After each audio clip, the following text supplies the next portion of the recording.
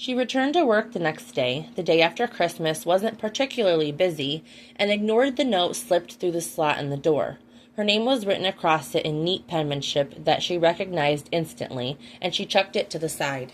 After Draco left on Christmas, Scorpius had been crestfallen, and it cut her deeply not to allow Scorpius to make his way down the street. She considered it heavily. Even though she was furious, Hermione had little doubt they were going to work it out. They had already grown so close in the short span of a few months, and there was no way Draco would have risked everything without reason. In spite of that, she wasn't likely to agree with his reasoning, and she did need space from him. Unfortunately, he didn't seem to understand that. If Draco did understand it, he'd chosen to willfully ignore it because a few days later, Hermione came home to find Draco sitting on her front porch, his elbows resting on his knees as he hung his head. From a few steps away, she thought he smelled of whiskey and a hint of cinnamon, and she wanted to have pity. Honestly, her anger faltered before it rose again. "You know you're not supposed to be here." He carted his fingers through his hair, and his heavy sigh reached her across the expanse of the porch. "Will you please give me a chance to explain? It's not what you think." Not that he could see it, but she nodded. "Of course, I'm going to give you a chance to explain, Draco, but it's not going to be right now, especially not when you're drunk on my porch." "Did you tell him?" Draco's voice cracked. Unable to stop herself, she took a seat beside him, her knee brushing his. "Of course not. Scorpius doesn't need to know who Astoria is." "Does he think I just left?" "God, Hermione, I would never leave the two of you." He leaned into her, burying his face in the crook of her neck. She rubbed his back. "No, he doesn't think that. As far as Scorpius knows, you've been called away to handle a family matter." Hermione tilted his head up. "Have you eaten? You can't get drunk on an empty stomach." He laughed miserably and dragged a hand down his face. "Even when I'm a complete fucking prat, you're trying to take care of me. Fuck, I've never deserved you, have I?" "We had a fight. You lied." He flinched. "But we're bound to have fights, Draco.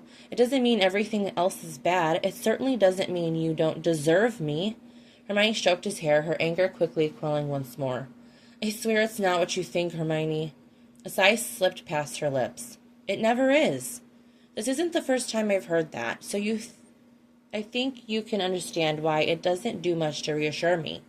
His hand found hers, and Draco threaded their fingers together. "It was an arranged marriage. I've been trying to find a way to get out of it for months." "Then you've had months to tell me." The wind rolled past them, and she shivered. "Don't." Hermione moved away from him when he started to shrug his jacket off.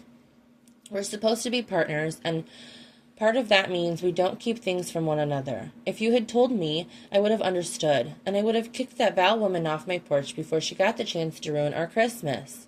He groaned. "I don't understand how you're able to lie to me so easily. Every time we were together, you knew, and you left me to fall head over heels for you like some little idiot. Were you laughing at me the whole time? Was it funny to you?" "Hermione, no." Draco raised his head finally. His eyes were bloodshot, and he was paler than usual. I was scared that I was going to lose you because of this. By the time I realized how much I cared about you and Scorpius, I was terrified you'd leave." She pinched the bridge of her nose. "Choosing to lie to me for even longer wasn't the wisest idea you've ever had. I want you and Scorpius in my life. I've never lied about that, Hermione." "I believe you." Draco cupped her cheek. "Please don't cry. I never want to make you cry." Hermione wanted to swat his hand away and claim that he had no right to comfort her, but he was the only one who could make her feel better. "This engagement, is it over? Have you taken care of it?" Gray eyes hardened. "It's been taken care of, though I expect it will have its own complications." Running his thumb over her knuckles, he sucked in a deep breath. "The arrangement is severed completely." "What do you mean by complications?" Tilting his head back with a harsh sigh, Draco glared at the stars. "My father." She repeated what he'd said to herself, her brow furrowing in confusion. "Why?" "Lucius is... he's going to be trouble." Hermione knew she could have asked what trouble implied exactly, but all she could focus on was how familiar that name sounded. Lucius. She tested the word, and a slow ache returned to the forefront of her mind. Lucius. He stared at her, his eyes widening a fraction, and Draco whispered her name. He gripped her shoulders and shook her. Hermione? Her tongue slid against the seam of her lips. Have we met before, Draco? Pain exploded from behind her eyes, the sort of pain that eviscerated any thought she might have had, and her vision grew dark. Merlin's fucking... Draco hissed. There was darkness. And then nothing.